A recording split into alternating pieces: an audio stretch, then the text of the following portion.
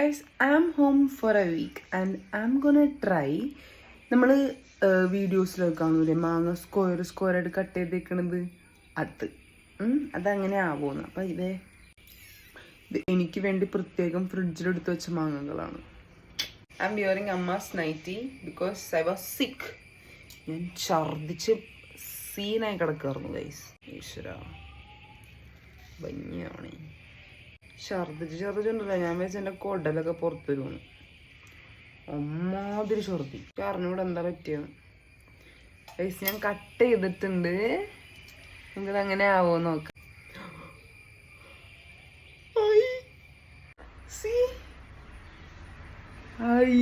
ഇതെങ്ങനെ തിന്നണ്ട ഇങ്ങനെയോ? Oh, super wrong. Priyura. Eating like this might be fancy, but what I love is eating like this.